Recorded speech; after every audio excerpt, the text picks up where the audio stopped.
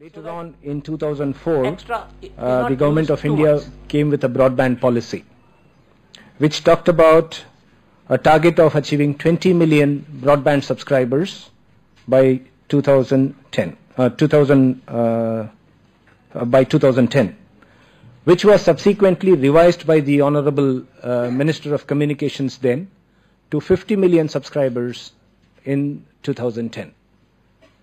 Now, we have not gone ahead much in that direction despite these studies as well as the targets that were set. Perhaps one of the major aspects has been a lack of holistic approach to that. So in this background, the NTP 2012 has been conceived, and it sets quite ambitious targets. I think one of the objectives of NTP 2012 is the vision of broadband on demand, and it envisages leveraging telecom infrastructure to enable all citizens and businesses, both in rural and urban areas, to participate in the internet and web economy, thereby ensuring equitable and inclusive development across the nation.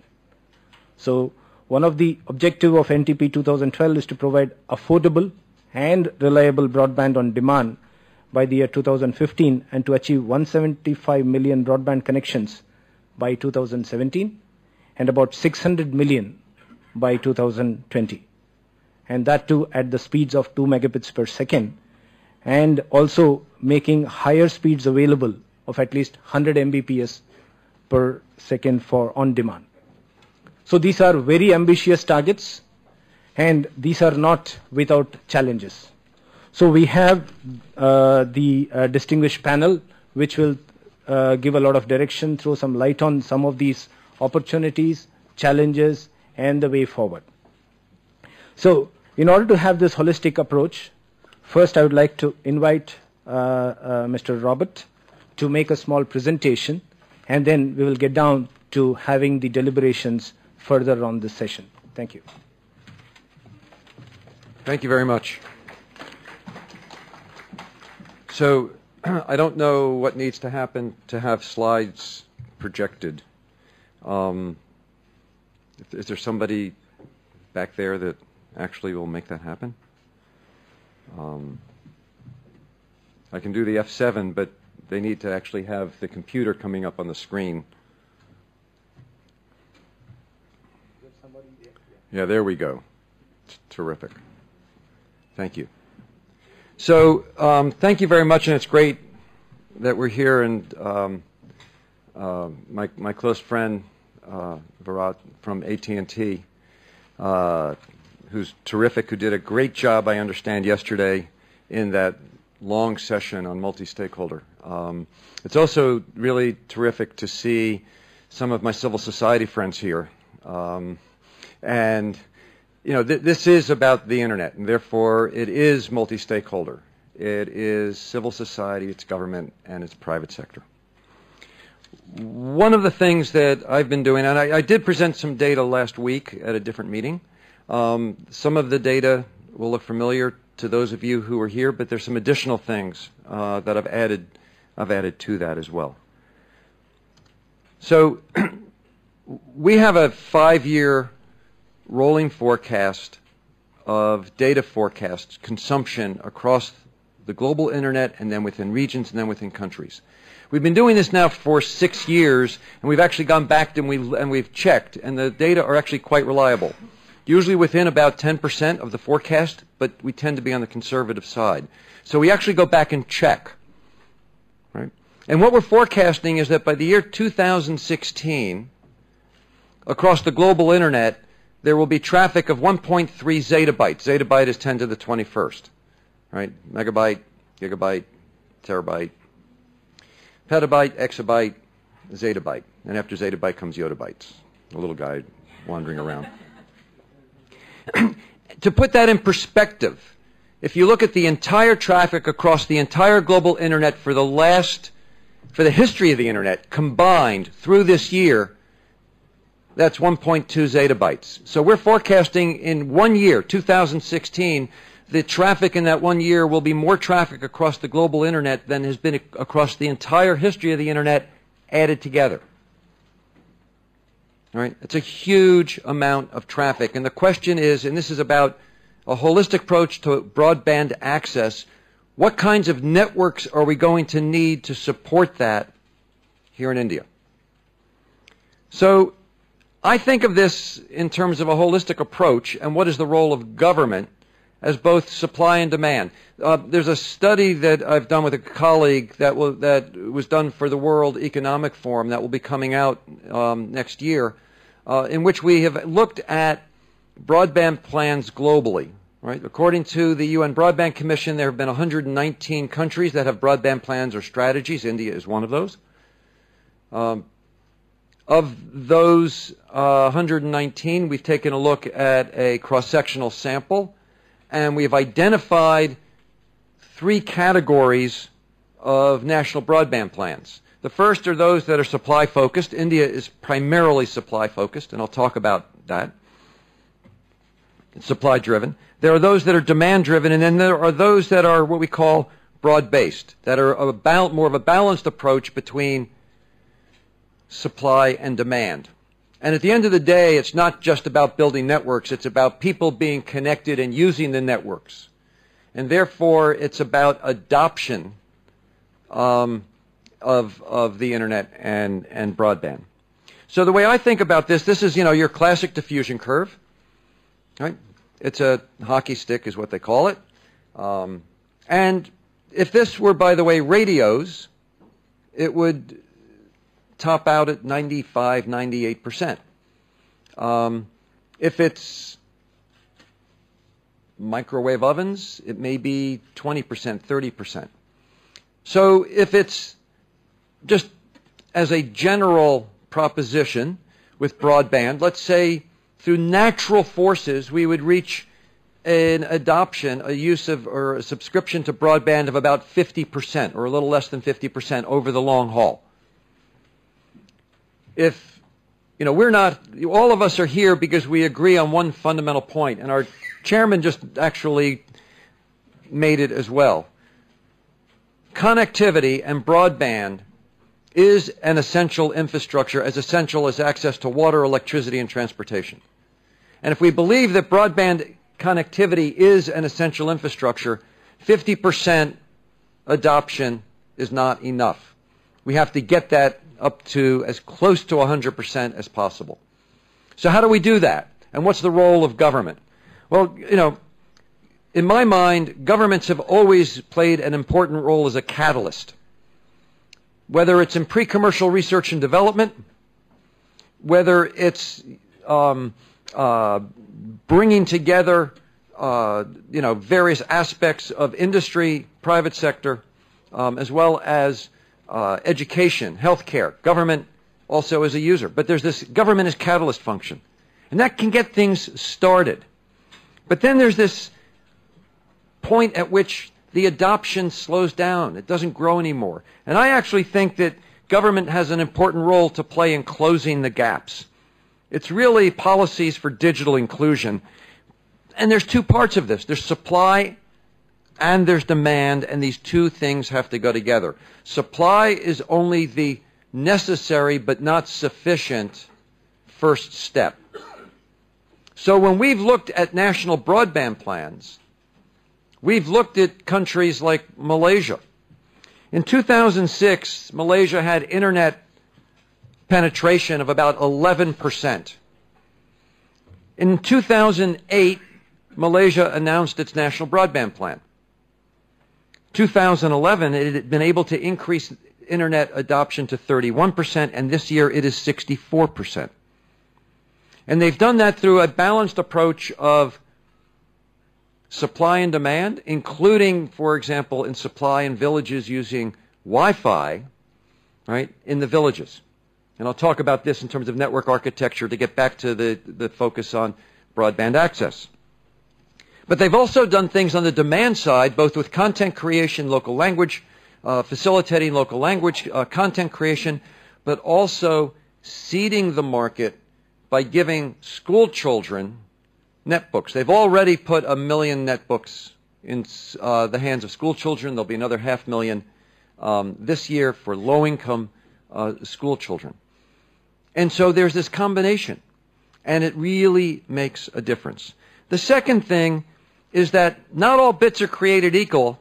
There's both speed and latency. We need networks fit for purpose. So when we talk about broadband access and architectures and what are we going to need in India to meet this exploding demand, we're going to need to think about networks that are adaptive, flexible, managed, because different applications require different characteristics. We tend to think of broadband as being one dimension, download speed.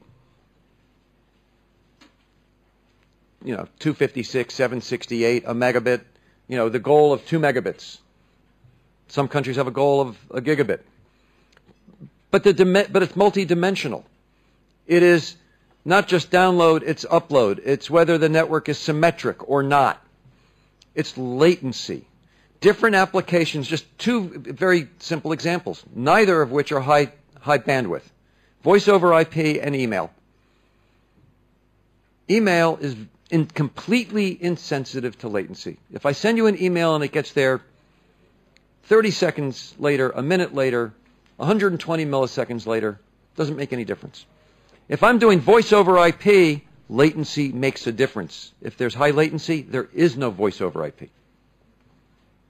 And in fact, we've done a study looking at cloud and cloud readiness, and we've actually taken cloud services and put them into 3 different baskets: basic, intermediate, and cloud applications. Advanced cloud applications require latency of less than 50 milliseconds.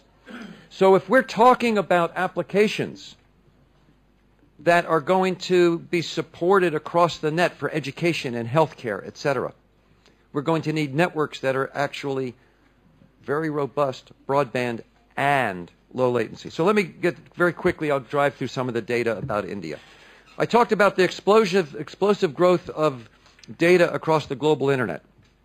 In India, we're looking at, between 2011 and 2016, an increase by a factor of 11. The year alone, 1 year's growth between 2015 and 2016, this is monthly traffic in India. The growth there is, as you can see, about 1 year's growth is 5 times more than the total traffic this year. What's driving it is video. India is like every other country in the world. It's consumer, not business, and it's video. And not just long-form television. It's going to also be short-form. It's going to be face-to-face, or FaceTime on, with the Apple, with the iPhone, or with the Android. It's going to be video. It's going to be video Skype. It's going to be low-latency, symmetric video communication. Video communication also, by the way, overcomes literacy issues. People create their own content. Why do we have 1 billion people on mobiles? They're easy to use, create your own content. And when we have video, it overcomes some of these issues. And it's not just fixed. In fact, in India, it's going to be predominantly wireless. And what we see here is that mobile traffic in India will increase 58 times between 2011 and 2016, with a compounded annual growth rate of 126%. And the 1 year jump, the 1 year leap from 2015 to 2016 is something like 10 times more than the entire mobile data traffic for this year. One of the global trends that's really important, and India is going to have to catch up on this, is what we call offloading. And offloading is the use of small cells, Wi-Fi, femto, but predominantly Wi-Fi, that the network mobile operator automatically switches the data traffic from their cellular tower, the macro cell, to the small cell, the Wi-Fi in the room. And in the U.S., we're forecasting that globally, we're forecasting 22% of traffic will be offloaded. In the U.S., it's going to be 37%. And in India, it's going to be about 11%. And the way this works is, in the U.S., for example, I walk into an airport. I'm an AT&T customer. My iPhone is constantly looking for an AT&T hotspot. when it finds one, it automatically takes the data traffic and puts it on the Wi-Fi, and it keeps it on the macro cell for the voice. Very efficient use of spectrum, the outdoor macro cell, and the indoor. 80% of the use of tablets, smartphones, and devices is indoors, sitting down. So this is a really good way to think about spectrum. I've been given 1 minute. More broadly, we see wireless, both macro cell, Wi-Fi, offload, and Wi-Fi in buildings like this that's not offload, being the majority of the way people connect their devices in India. Good news. India is accelerating internet adoption. From a year ago, right, we had to revise our forecast for 2015.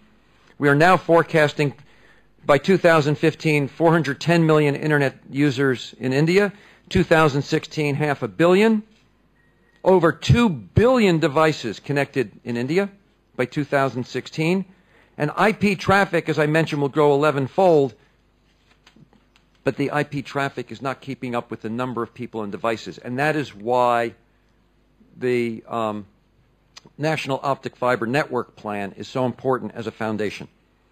What's coming?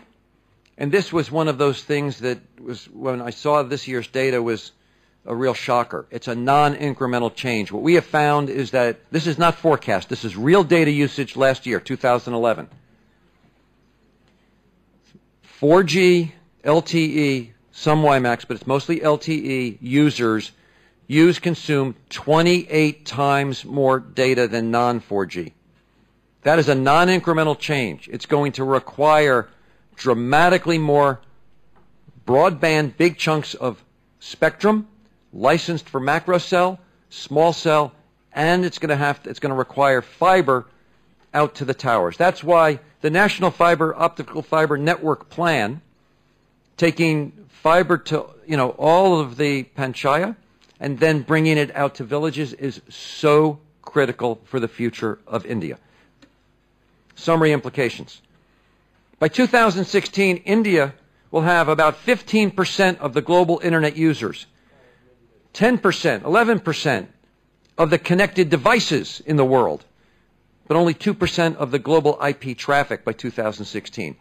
That is an estimate based upon today. If, in fact, the National Optical Fiber Network is deployed as it's planned to be, I believe this is going to change. It also means, by the way, that India will be able to achieve its national goals in terms of broadband connectivity and broadband subscribers. It's going to be what we call a HETNet, a heterogeneous network. Macro cell for the majority of people, macro cell, small cell, and everything aggregated and pulled into fiber. We'll need more radio spectrum for wireless broadband, macro cell for 3G and 4G, and Wi-Fi for small cell. Everything connects into fiber. The NOFN is critical as foundation. India is absolutely on the right track. It's improving dramatically, but the next 12 to 24 months are critical. And we need a balanced approach to supply and demand in terms of national broadband strategy and as a holistic approach to broadband access. Thank you.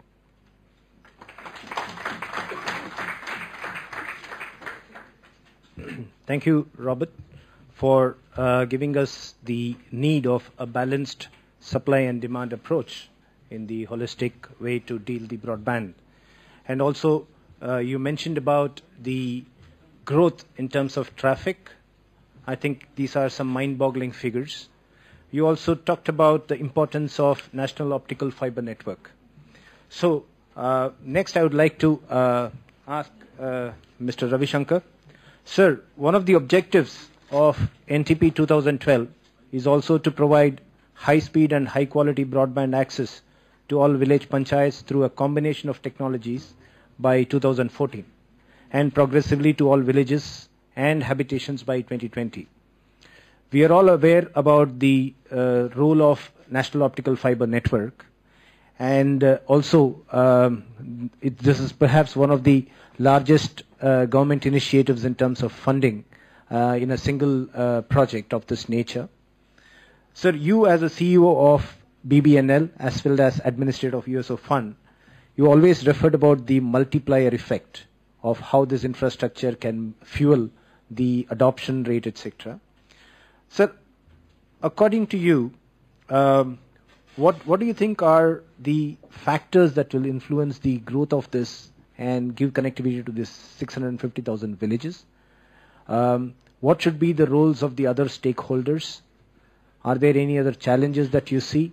And what should be the proactive steps that we should be looking at in terms of making this a success? Because this becomes the fundamental driving force for achieving this broadband numbers that we are talking about. Thank you, sir.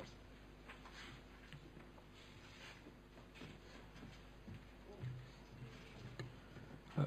Good morning, everyone. Chairman and respected panel members. Dr. Pepper has put the presentation in its perspective, and that sort of triggers the discussions for the day. His last statement in the slide about supply and demand, I think I will take up from there. That sort of triggers the whole issue.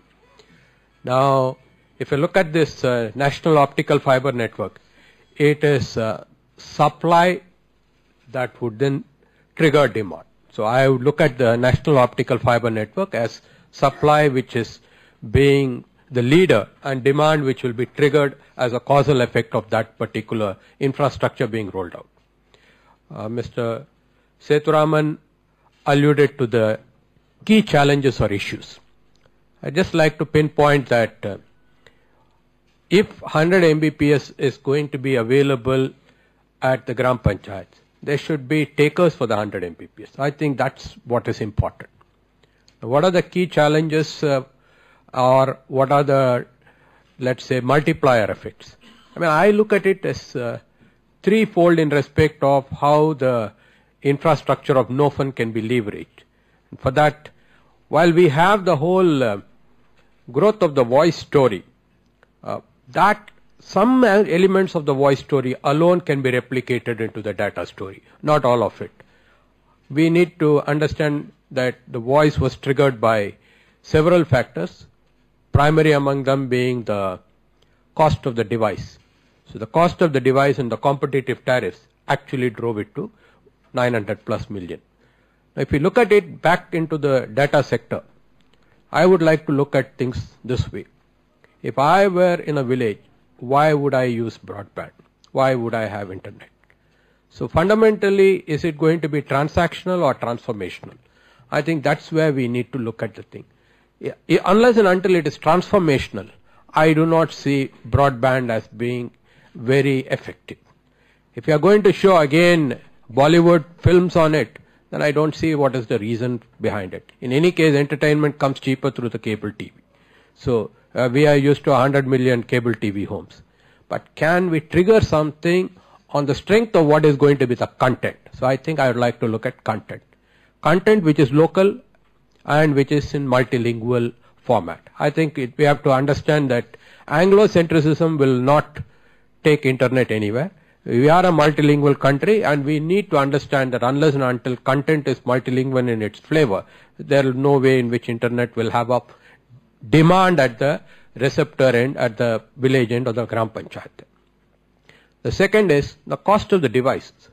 So the cost of the device, because a mobile phone is available at less than $20, 1,000 rupees. What would be the price for a tablet or a smartphone? Would it be available sub $100? I think that's going to be the key factor in driving up the electronic hardware manufacturing industry in the country. They have the volumes. 300-400 million could be looked at as the target in the rural areas. If you look at that, then you should be able to do the manufacturing on such a scale and see that the prices are driven down, and so that there is a heavy, what I would say, offtake of these electronic devices. And the third element, analogous to the voice sector, is the competitive tariff.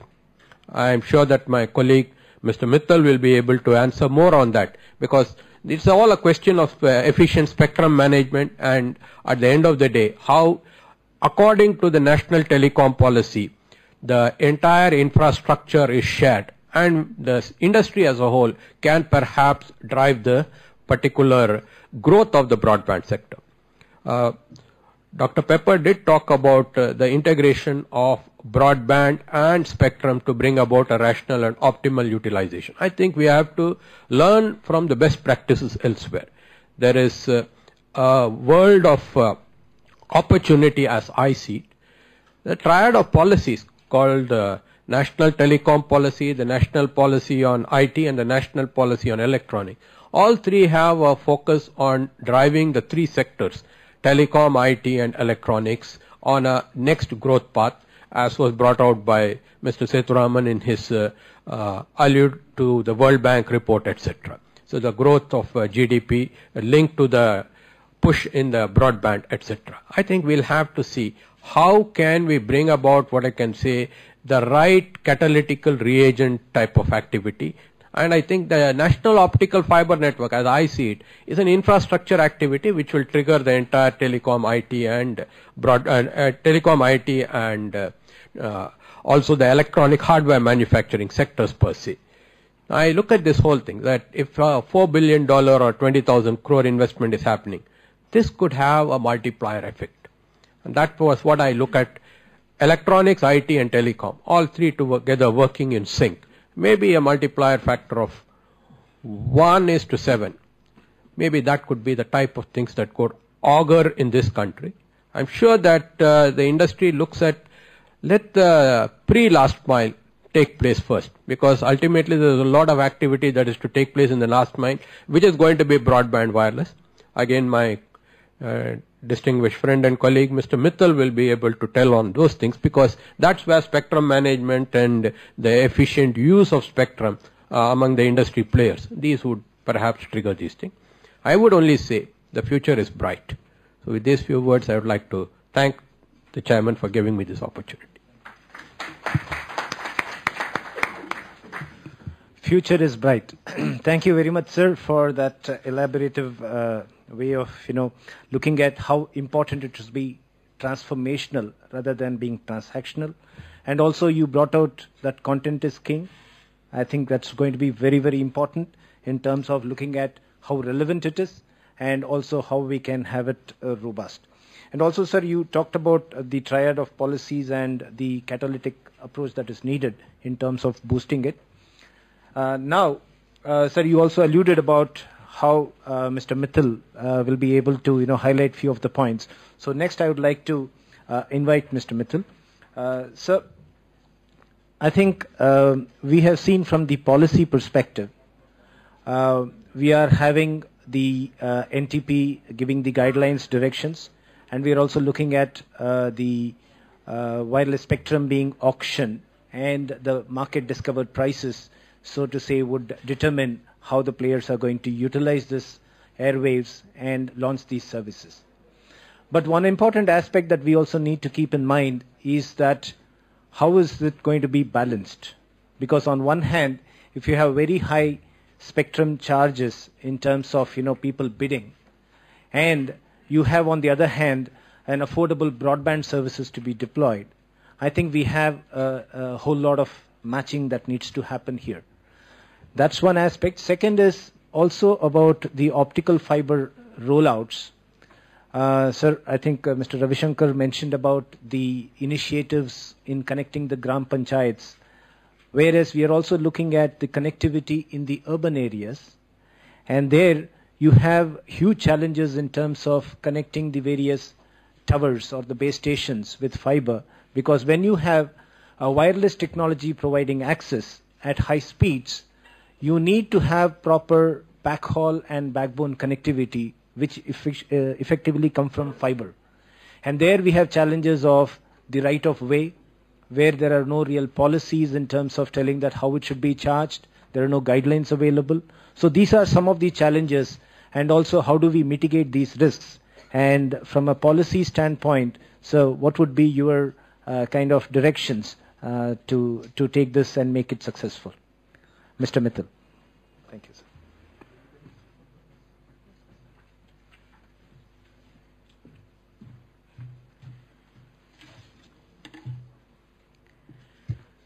Good morning to everybody.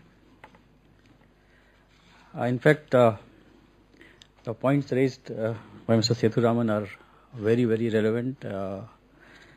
And I would like to mention that the policy initiatives taken in the recent past and the existing policy initiatives together, they lay down a framework for the future growth and also for removal of certain bottlenecks. And there are efforts for removal of certain bottlenecks which may also take some time because of the peculiar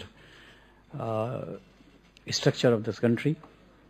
Peculiar means in the sense the way we are organized as a constitution of India, as a federal structure. I will come to them one by one.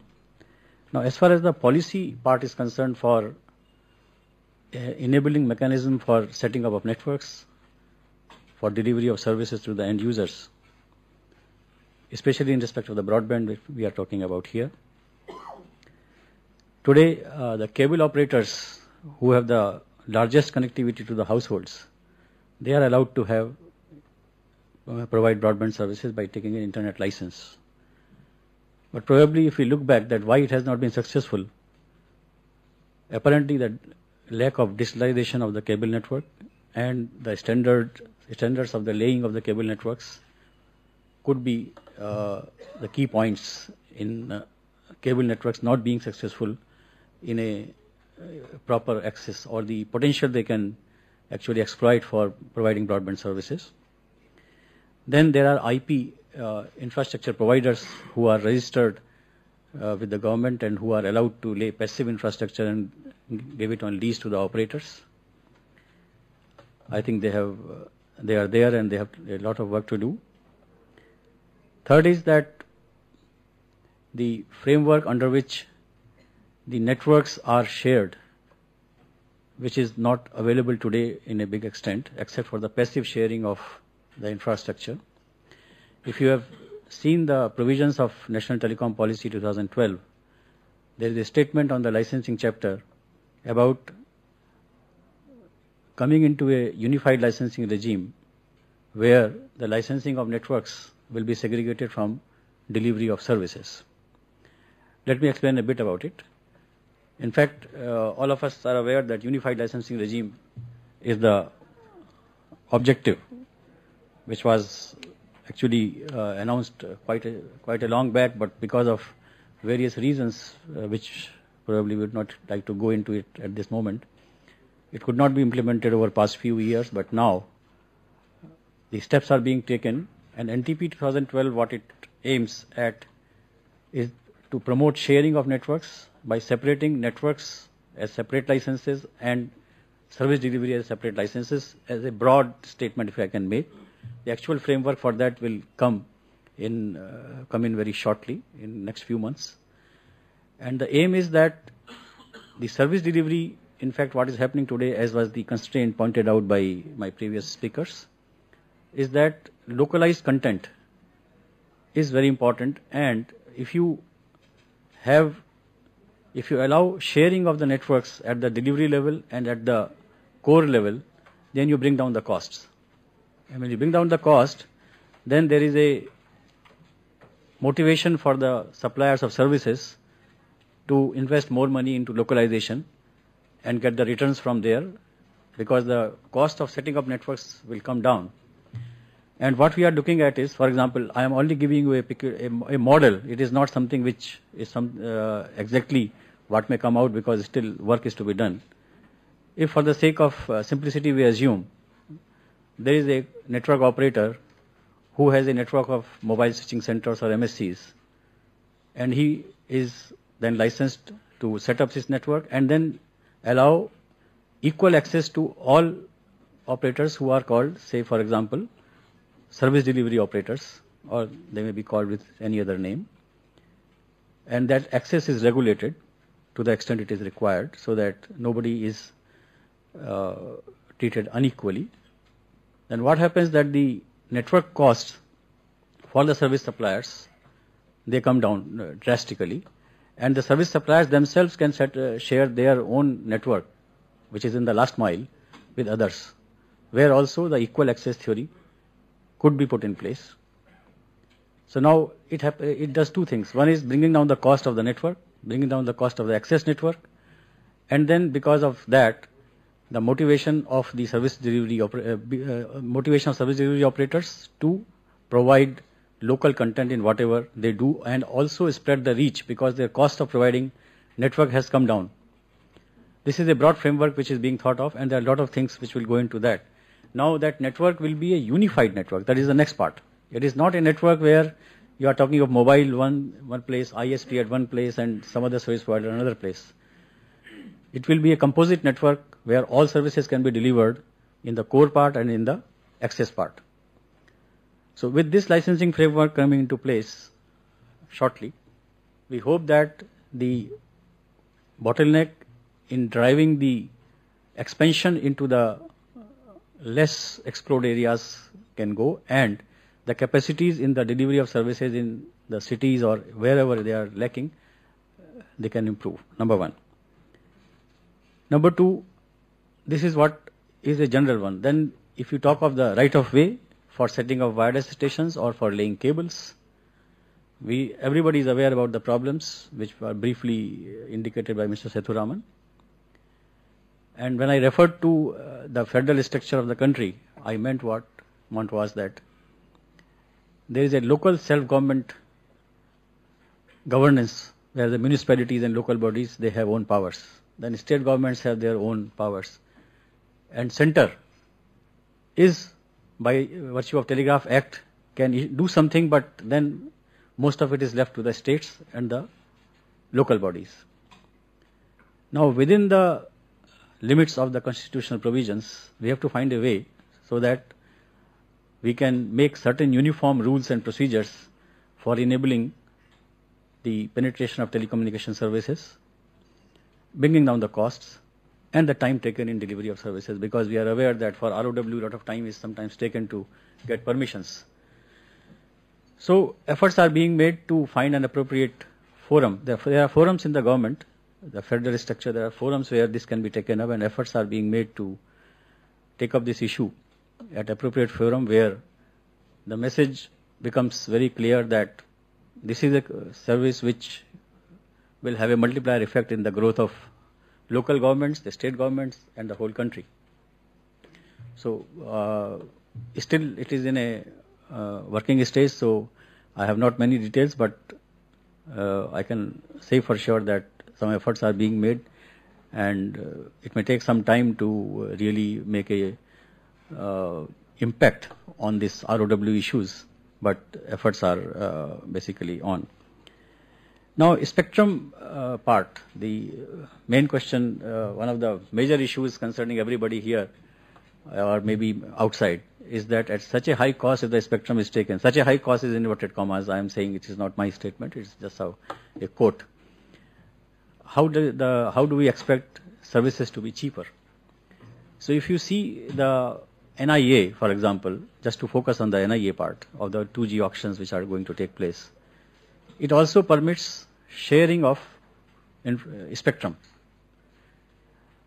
And sharing of spectrum, when permitted, which will also be taken into account by the bidders while they are bidding for the price, it then permits two things. Then increase your spectrum efficiency, and two, because this spectrum which is being auctioned is liberalized spectrum, that means you can use any technology whatever you want in the given spectrum band. That means you are increasing your efficiency in two manners, by using efficient technology and then by sharing with others under the given guidelines. So the effective cost per unit of the spectrum can be significantly brought down, and the services can remain at the same level. And then we must not forget that the competition drives down everything to make the services accessible, at least wherever you enter and make the services available. If you see the example of 3G, at what level the reserve price was fixed, what level the quotes came, and then how the tariffs of 3G services have behaved in last 1 year or 2 years since the services have been launched. So if we make an absolute statement that the cost of spectrum is high and the services will become costly, probably the market dynamics takes care of a lot of things. The business people know how to run business with the cost which they incur.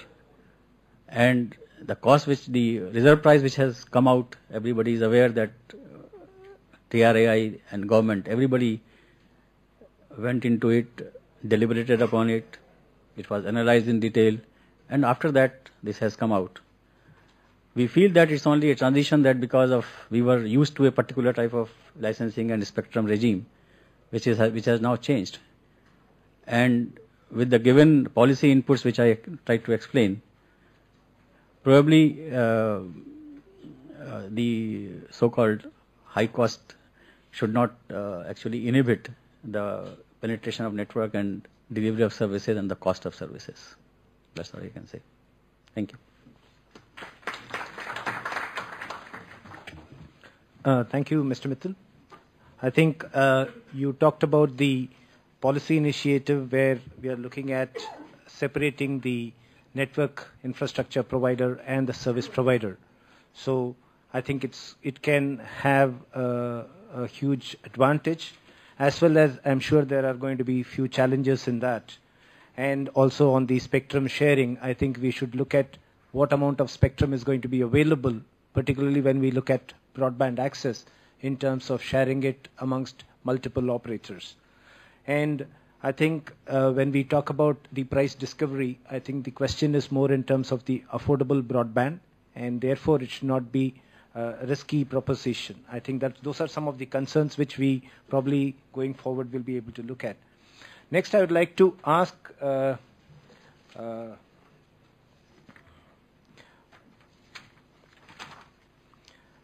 Rajesh Charya. I think he is in a much better position to look at the sharing of networks with the service providers, because we have a huge number of ISPs in the country, of course with subscriber base as well as a lot of challenges. And we have these huge infrastructure companies which are also into service provisioning. And when we look at the whole trend, we are also seeing consolidation happening in the operator space. So which means we are going to have a balance between these two spaces of looking at how the infrastructure gets consolidated and they also provide service, and a whole lot of local service providers, maybe the next level of the ISPs. So we'd like to look at your thoughts on that, and what are the kind of things or steps or policies that should be looked at, and any suggestions in that direction, sir. Thank you, Setu. First of all, after hearing from Mr. Mittal and Mr. Pepper and Mr. Ravi Shankar, some clarity is required from their statement. Spectrum sharing, as Mr. Mittal has stated, as per the NIA, for the 2G, sharing is allowed. Whether the same sharing is being allowed into the broadband spectrum, because internet, right now we are talking of the growth of the internet. And what we are observing since beginning, in 1995-96, when the government come out with the privatization of the VSNL, Videsh Sanchar, and invited all the investors for laying the infrastructure for the internet, both parties were very serious, and they have come out with a very open-hearted to lay the infrastructure and start the things. But day by day, the focus of the policymakers and the government diverted toward the voice rather than data. We have experienced a voice revolution by approximately 1 billion of mobile connectivity, largest into the world. The target of 20 million, then the target was changed to 50 million by 2010, we were not able to achieve. Even the broadband policy 2004, we were not able to achieve. Now the new target of 600 million by end of 2020. And the government's seriousness towards the data revolution in terms investment of 20,000 crores by the USO towards the Bharat broadband and creating a network for going into the panchayat. Mr. Ravi Shankar forgot one thing which he speaks regularly, public-private panchayat partnership of the internet. Policymakers are making the policy, but somehow it is not getting into the realistic world. Like sir, you spoken about the cable operator. Cable operators are the unorganized sector, and that's one of the reasons 100 million cable houses are there. The moment you will put the regulation like what we are experiencing about the digital and into the metro city, the discouragement started. But still the cable operator are interested in joining hands with the ISP, but the policy towards the ISP for the cable operators are not again favorable towards the ISP. None of the businessmen will give their customers to any other for providing the services. They want that the customer belongs to them. But here, due to some regulation, we have to take over the customer, and the cable operator are not interested in sharing the customer with the ISP, which is discouraging again to the ISP as well as to the cable operator.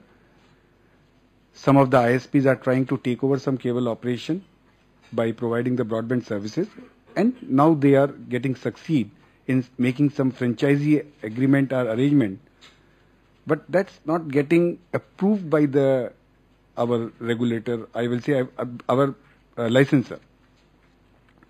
Frequent changes in the policy, especially for the broadband and internet, are also discouraging the investor as well as the user. Sir, sharing of the infrastructure.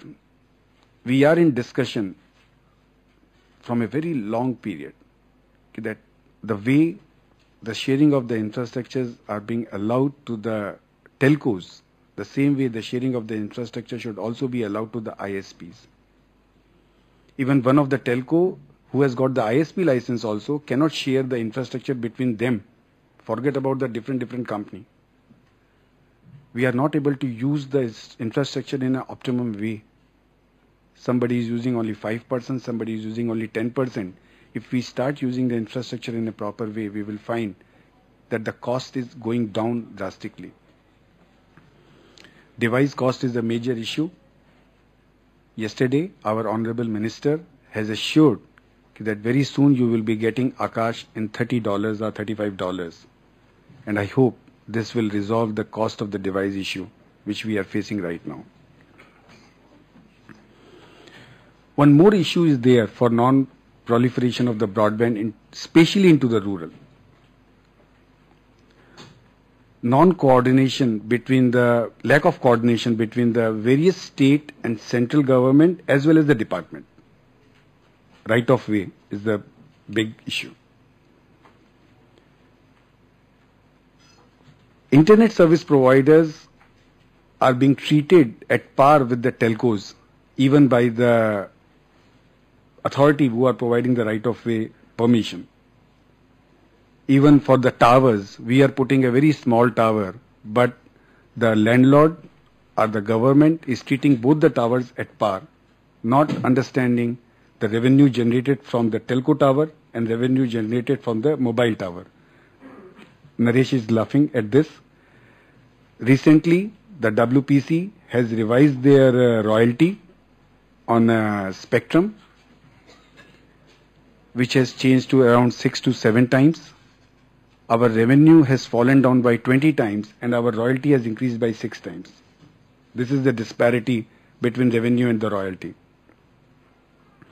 We are expecting a lot from the NTP 2012, especially the ISP who have shown their loyalty by rolling out their services, and we are expecting now that the same ISP should get a very simplified migration path to unified license, because the main attraction in the unified license is internet telephony. The entry fee of 15 crore, which is being provisional or being finalized, I'm not aware right now, will be a very big entry barrier towards these services, because then if we have to pay the 15 crore, the cost of services of the internet telephony, which is a major attraction towards the unified license, will be getting fall down.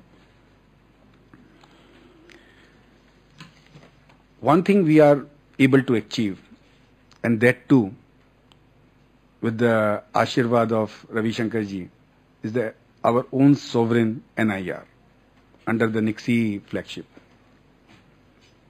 Lot of effort by the community, lot of effort by the FICCI, and finally the NIR is here. And I can announce with great honor our first client into the NIR India is STPI. And almost we have launched the services on a trial basis, and STPI has joined Indian NIR for the services. Sunny, very soon the application is going to you for transfer of membership. It's already with us. Okay, thanks. It's in the process. Okay. Bharat Broadband Network, we are very much optimistic about the same, and as assured by Mr. Ravi Shankar, that the same will be available into the non-discriminatory method to all the ISPs and telcos. Cost is a major issue because from last so many years, our regulator has not considered for revising the domestic bandwidth cost, which is unfortunately 6 to 7 times higher than the international bandwidth cost, while earlier the international bandwidth cost was costlier than the domestic bandwidth. Lot of other benefits are there for the broadband penetration, especially into the rural side, the living standard of the rural people. Sir, entertainment will be the big instrumental in penetration of the broadband, apart from the other application, government application. By the penetration of the broadband, lot of banks, our government, railway and airlines and the private airlines are able to save the infrastructure, because we are using now internet online booking and online banking. This is a major benefit to them in terms they don't have to create a big infrastructure for it, thanks to the ISP for providing the online services. Yesterday, Ms. Jaya, educationist, has also claimed that their school is totally digital. This is also one of the very big thing towards the ISP or towards the internet, that everything is becoming digital. Government will play a very important role, I agree. ROC, Registrar of Companies, Income Tax, Excise, Service Tax, VAT is now online, which is very helpful. And one thing I can say, that this online facility is very much helpful for reducing the corruption from the lower level. And corruption is nowadays a very big discussion point into our country, but I am talking of the lower level, that lot of times are being saved and corruptions are being saved from adopting the online system. That is just a minute and you can wind up. Yeah. These are the some issues, and our now main target should be how to bridge the digital divide between the rural and the urban, and BBNL will play a very big role in this. Thank you. Thank you, Rajesh. I think you have played a devil's advocate there in terms of bringing out some of the challenges, more of challenges, I would say. And you have put in certain perspectives. And next, I would like to invite Naresh. I think one of the important aspect which has come up is with regard to the devices and also content. I think these two are going to be crucial while we also parallelly look at the infrastructure deployment, which Robert also alluded to. Now, in this, we are seeing on one hand devices prices coming down, and maybe it will fuel the growth. And also, Honorable Minister talked about Akash version 3, which will be at $30, $35. And I think he also mentioned about making Skype as part of that. So which means he also the other day talked about doing away with, or the industry should look at making voice almost free. So which means this is one of the biggest revenue earner for the service providers today. And the technology is also going towards voice over IP, and possibly it will have an impact in terms of their revenues. And then we have the balance in terms of the costs arising out of new infrastructure and the whole lot of right-of-way and spectrum cost, etc. So how do you see wearing the hat of an operator in terms of balancing here, as well as in your other hats that you wear, how do you see the development of content and devices, and what are your thoughts on that? Thank you, Setu. Holistic approach doesn't allow me to only wear the hat of an operator, and really I won't do that. The format of the conference facilitates 45 minutes for the panelists and 45 minutes for the audience. So I'm very sorry. I'm actually eating the time of an audience, and I won't really do that much, because the audience generally are allowed not more than 2 to 3 minutes. So I will not also take more to 2-3 minutes. But these 3 minutes of a journey, I will try to take through an approach. Right, impediments, accelerator, and domain roles. I can't agree more with Dr. Pepper and Mr. Ravi Shankar in terms of a holistic approach. That's not a piecemeal kind of a thing towards internet, but something which need to be end to end. I generally term it as a 4 C's: connect, content, catalyst, and a customer. I also can't agree more with Mr. Mittal in terms of an impediment, in terms of a, with Rajesh Charya, the impediments for connect, content, catalyst, and customers, that there are serious issues. We have to overcome them, and we have to see from the perspective of that how this impediment can be easily addressed, especially from the customer side, where the education penetration is a serious challenge in this country. We straight away, moment we realized that there is a voice revolution possible, and we did the privatization, we moved from a less than 1% to almost now knocking at a 70%, and 70% not of a population of a 15 million size country, but of a 1.25 billion size of a country. Why couldn't we do the same for internet despite the privatization?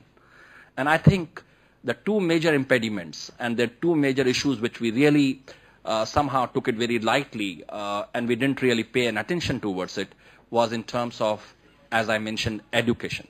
When I'm saying education, it's not only about a general literacy education, it's also about facilitation of internet education. It was not difficult for citizens to get on a voice over the phone part, but definitely on an internet part there was a challenge, and it was multiplied by various stakeholders. For making voice to be successful, we started our journey with PCOs, that public calling booths. We made people to come to those public calling booths and told them that instead of you send a postcard and that which reaches almost a day later, why don't you come and speak over the phone and speak to your connects? And we also encourage them by saying that if you come after 8 p.m. at night, you have to pay half the price. And if you come 2 hours later, you have to pay only 1/4 of the price. And none of us, especially in India, can't forget the cues and the lines and the mannerism and the etiquettes being followed for encouraging people to come at 8 p.m. and from 8 p.m. waiting for other guy to take a first call so that his call comes at 10 o'clock and he has to pay 1/4. We didn't repeat the same thing for internet. We built cyber cafes. 180,000 cyber cafes today have dwindled down to only 80,000 cyber cafes. The intermediaries who could have easily overcome the challenge of education was seriously discouraged, was asked to follow so many rules and regulations that his business became non-viable. I think till the time we will not bring that piece back into a right frame, there may be a problem of still there may be a problem of success of internet in India. We have to do something about it at the earliest, despite we can have a content on a video and audio so that even the education piece is really taken care of. We need an intermediary who can handhold the masses of this country. And I think that handhold is very important if you want and if we expect internet to succeed. So that's from my perspective as a catalyst. And I think we really need to see from a much broader perspective than as an operator, right? In terms of a domain or a role, I don't think till the time we will have a project approach or we will have an approach of a telecom ministry and a information technology department and other departments separately for an internet, I don't think internet will be evolved in the manner because it will evolve in the manner the way we are really dreaming. Internet is an end-to-end, as mentioned, it is boundaryless.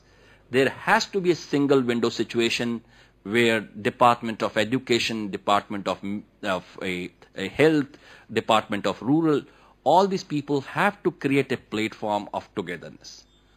Till the time this togetherness is not there, it will remain a piecemeal, and we will find always a piecemeal solution and end with saying internet has failed, right? Internet cannot fail. We all know about this. Internet has already succeeded. It's today 2 billion. Very shortly it will be 4 billions and 6 billions and so on, right? I think what is more required, we need to ponder upon an approach which brings all-inclusiveness. And all-inclusive has to come not only in our thoughts and talks, it has to come at the platform also. Thank you very much. Thank you, Naresh. I think the all-inclusive approach is quite important, as has been brought out. And also you talked about the impediments and the way forward in that. Now I'd like to invite the audience. I think Naresh mentioned about the format in terms of timing, but I think we started a little late and I think we still have about 20 minutes. So I'd like to open the floor for questions. I'm Siva Subramanian from Internet Society India, Chennai. I was listening to every speaker and noticed that the opportunity for broadband penetration and the ideas related to broadband penetration are somewhat restricted in the sense that we are only talking about the opportunities for broadband penetration in India. When a company in Europe or US looks at opportunities, they look at the opportunities as global opportunities. And if our companies, Indian companies and Government of India look at this opportunity as an opportunity to build global infrastructure, especially considering the fact that by 2016 the need for infrastructure is going to be huge, then a lot of cost economies can be achieved, as well as we will also address some of our own grievances that American companies or European companies have a lead over internet businesses. And so this could be an opportunity for an Indian company or a group of Indian companies to operate globally and build infrastructure globally, and in the process India's broadband infrastructure can also be improved. Okay, I would like to have the reaction of Mr. Ravi Shankar to this. And so, Thank you, Shiva. I'd just like to mention that India is often touted as an IT power. That is on the strength of ITS services. So if you look at it, our $80 billion economy on the ITS is export oriented. If we just reflect, how deep have we penetrated into the country on the ITS? I think that is something like a wake-up call. I hope that this National Optical Fiber Network will enable Indian companies which are outward looking to be inward looking. So I think companies are not restricted by boundaries, but the government of India would certainly like that the Indian economy, as was brought out by the World Bank report, penetration of broadband would lead to growth in GDP. And I think there would be more entrepreneurs. I did mention that the NOFN would act as a catalyst for 3 sectors: the telecom sector, the IT sector, and the electronics sector. So let's look at it this way. We are importing goods, but today if we can manufacture goods, I think that's important. We are Anglo-centric. Let's be multilingual. That makes our country interesting. So the IT companies which are today looking to the UK, US and the European markets, if you look down into our own in-country markets, I think that would be. I do hope I have answered a bit of your query. Hello, I am Ravinder Singh. I am a technology expert inventor. So it is the biggest tragedy for this country, that we are providing to internet, through wireless devices. And in Delhi, for example, our telecom penetration is more than 200%. So when, in a family, when a wire connection, could provide, serve the entire family. So you are, our telecom companies, they want our people to access internet through, say about 10 devices, And this is very, and it increases the cost. And a second thing is that, in our area, House, just one company has 96 optical fiber cables, fibers in our, laid down in our area. And there are 5 or 6 companies, and each company, comes and, lays their own, you can say, underground cables.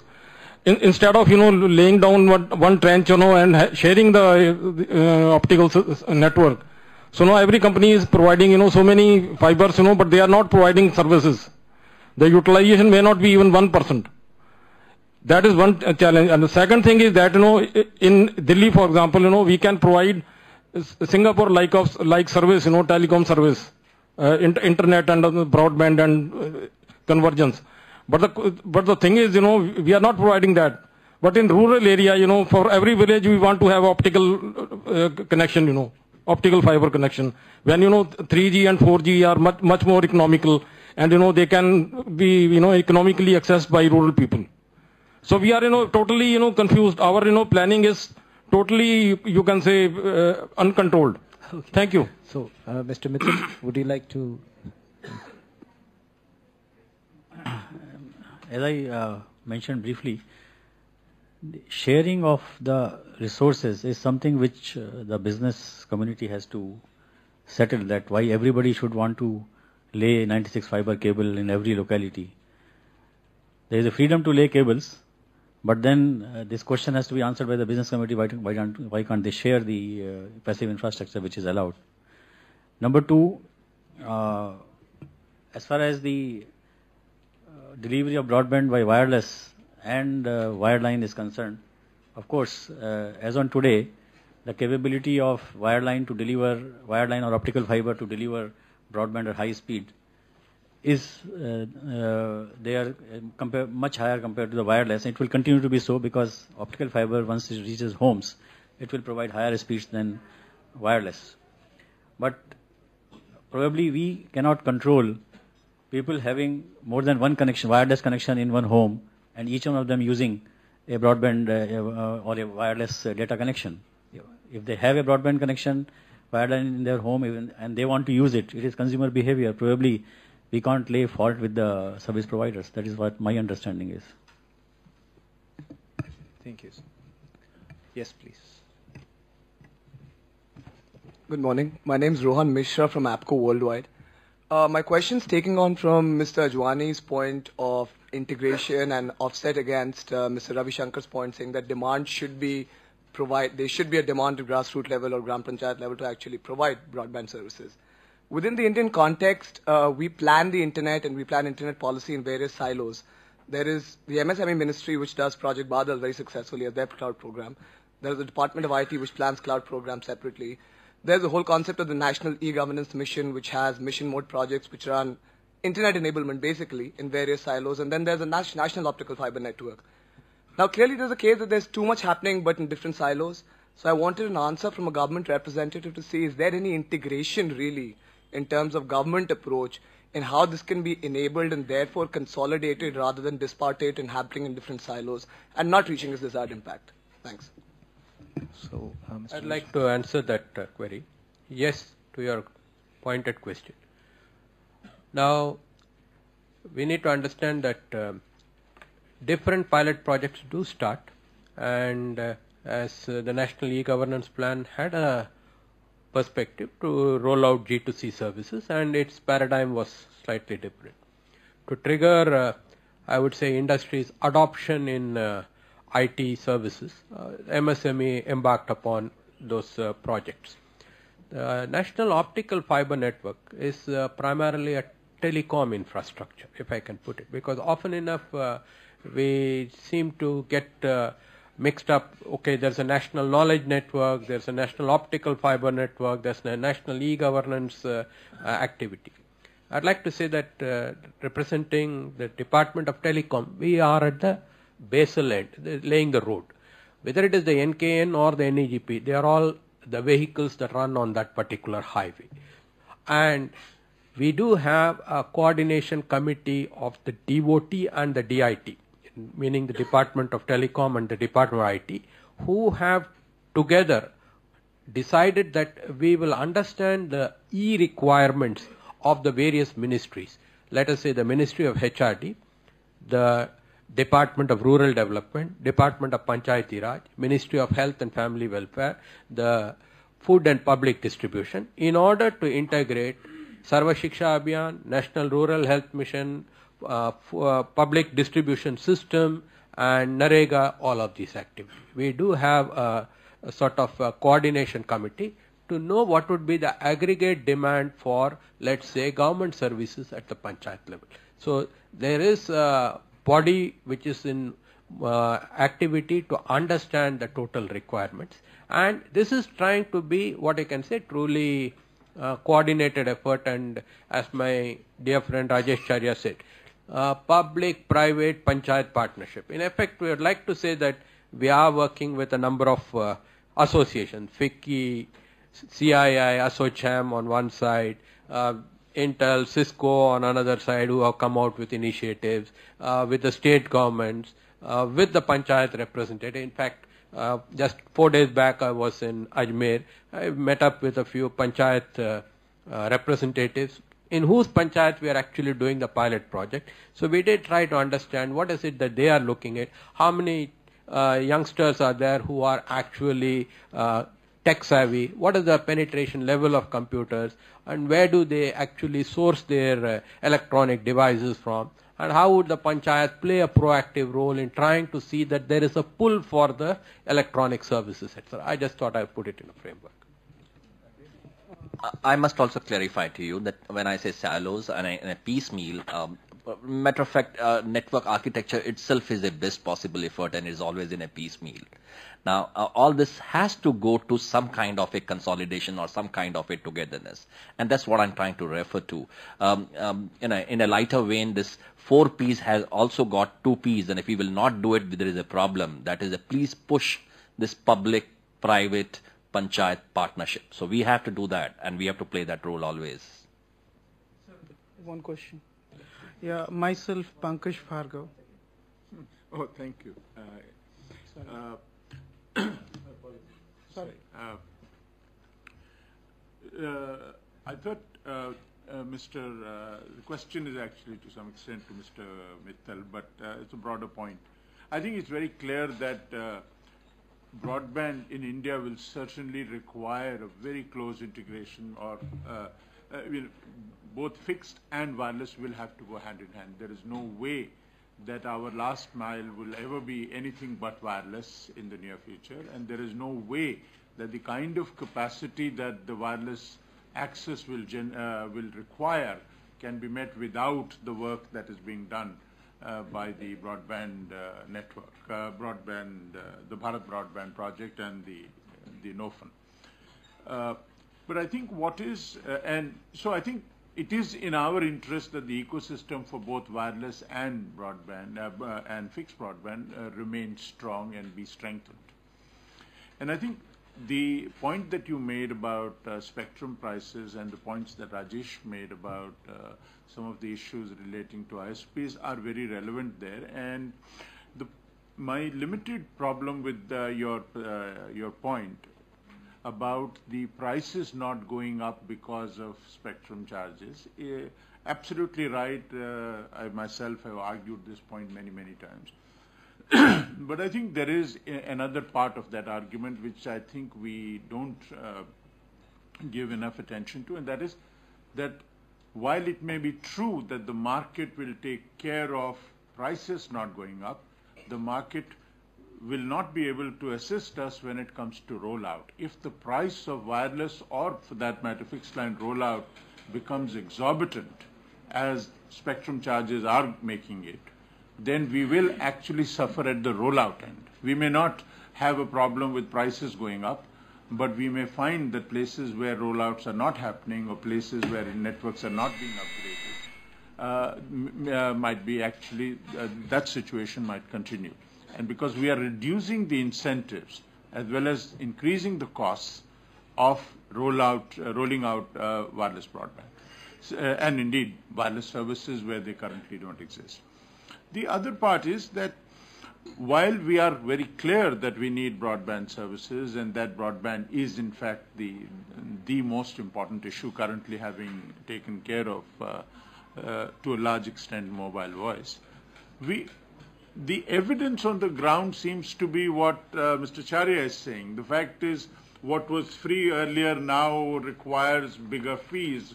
You know, you're on the one hand saying we want content, we want usage, we want transformation, but on the other hand, if somebody provides voice over IP, you want more money as license fees. You know, when somebody else wants to expand the cyber cafe network, they discover that the actual ecosystem is much worse, that the costs of compliance are that much higher. So, in fact, one simple sort of thing that we probably should be worried about is that while we are, you know, we may be right at the top level that yes, we want broadband. Are we actually making broadband simpler? Are we making it simpler for players on the ground? Are we making it simpler for users on the ground? Are we actually doing our bit to reduce the cost of access, reduce the price of for, let's say, value-added service providers to get on networks? All that is very much a part of this exercise, and I feel very little, if any, work seems to be being done there. Thank you, Upal. Should I? Yeah. I think you have raised relevant points, very relevant, and what Mr. Charya said is also important. Some of the issues which he has raised, I apologize, I am not actually aware because the ISP licensing is led by some other group, and those issues I was not aware. I am taking it back and discuss internally in the department. But as far as the concerns regarding the costs increase is concerned and what services extra can be provided ISPs in telephony or other, I just take you back to the unified license recommendations of TRAI. You would have seen entire thing. And also DOT's response to the TRAI recommendations on the reference back which was made. And specifically what we mentioned that the cost of migration of the players like ISPs and some other players into the UL regime is going to be very high, the way TRAI recommended. And the opinion expressed was that let there be some bouquet of services under unified license regime so that without increasing the cost, the existing players can be allowed to provide more services. That comment was given by DOT, and within DOT still there is an opinion on that account, and you would also see that unified license regime is not coming out immediately as per the TRAI recommendations. More thought process is going on, and currently only a unified license access services for the people who are participating in the auctions is being given, so that the UL regime sets in motion. So migration is still on hold, and the new regime will come as per the compliance of NTP 2012, which provides network and others and so many other aspects, where one of the important factors will always remain how not to increase the entry barriers for the people already existing or who want to enter into the fields which require more penetration, and where the entry costs, if they are low, they continue to be low. So I can only assure you that that process is on, and effort is also there that we remain where we are, and we are not going. We enable more services to be delivered on the same network than they are currently available, and without increasing the cost much or maybe keeping them same. Yeah. Yeah, see, incentivization can have multiple meanings. One way is that you allow them to provide more services under the same license. So that is also one service. Another is you reduce their cost directly. So these are the things which we have to think through and see how to reach the balance. Yeah. Last 3 questions. Keep it brief, please. I'll make simple and clear. Now, I represent Department of Science and Technology, Gujarat State. My question is that we'll be having a lot of schemes, a lot of initiatives, be it NKN, be it optical fiber, be it panchayat level connectivity. I manage the infrastructure, and the thing is that any moment of time there is a new scheme comes, they are saying that we have 300 servers, 500 servers, 7,000 boxes, that's all. So my clear question is, do we have any policy which first of all do survey that what is existing there with us, and why not we utilize the thing? In a simple and short, every state have Ferrari with them, but who's checking this part? Again, issue on policies, sir. Oh, I apologize. I'll just answer a few. The National Optical Fiber Network, for one, we do not duplicate something that exists. We are laying only incremental optical fiber. We are taking the backhaul available. In fact, we reached out to the private sector and the public sector. Public sector was more forthcoming. The BSNL, Railtel and Power Grid gave us a full details of their fiber which they have across the country. They have approximately all put together, including the private, is about 13.8 lakh kilometers, of which the public sector is about 9.9 lakh kilometers. The incremental optical fiber that we plan to lay is only about 5 lakh kilometers, which is not going to add any single meter to already that exists. I hope that answers your concern. Sir, it's like it's not only the connectivity part, but when we talk about department-wise also, say I am right now fighting with many of the ministry departments, be it Home Department, be it the Justice Department, saying that I have the infrastructure available. Why not reutilize this? Why we are going for extra purchase?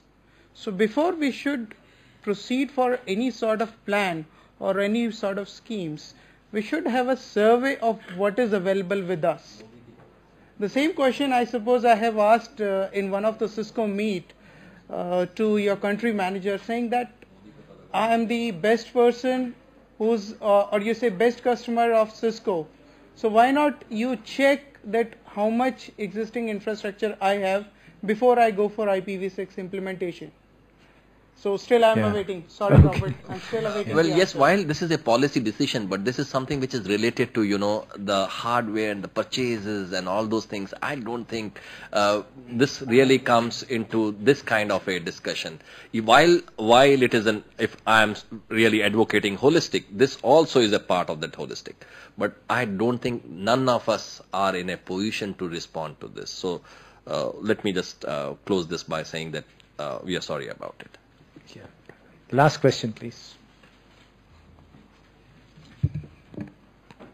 Mr. Mittal, this question is for you. I'm Swati from Ernst & Young.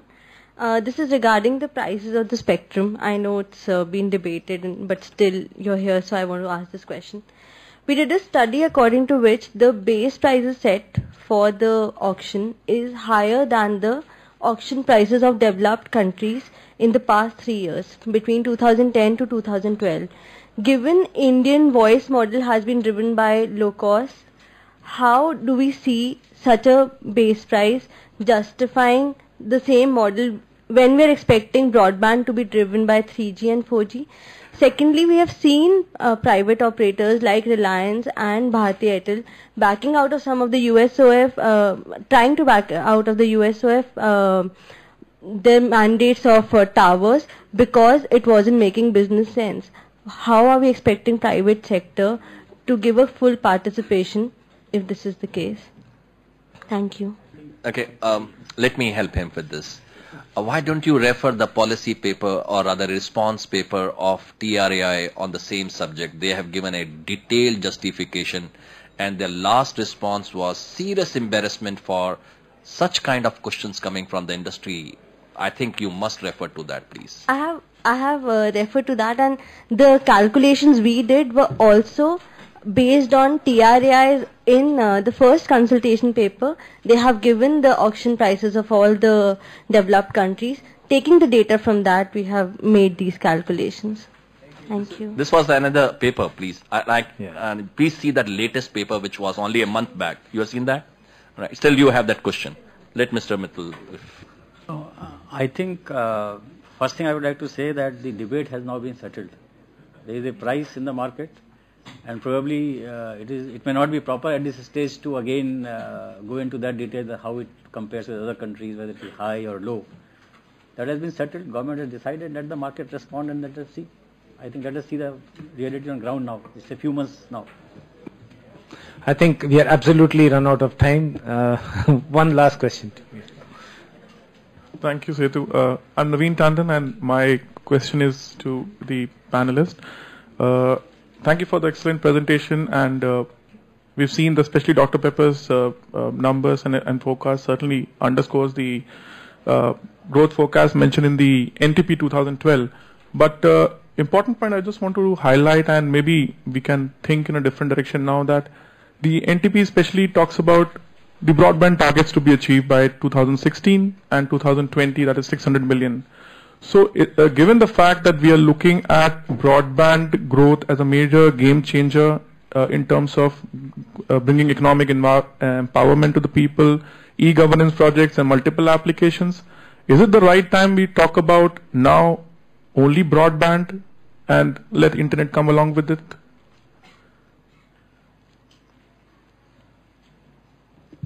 I guess, Robert, would you like to answer that? I think I don't think that we can separate the conversation about internet and broadband. Right? The broadband is a platform that's only, and the use of the broadband is being driven by the internet applications and services, IP services, internet protocol, not just intellectual property, right? But both, right? Which is the content piece as well. And these two things are hand in hand. I don't see a separation between them. And I think that's what the conversation actually has been about, right? The whole panel is about, and I love, catalyst, content, customers. I forget your fourth C. But they all come together. I see these as completely integrated hand in hand. Yeah. Thank you very much. I think we've had a very interesting session. A lot of points were brought out in terms of looking at the balance as well as the holistic approach, and I hope that we will be in time for having the targets that are set to be met. We'd like to give the gifts to our distinguished panel members.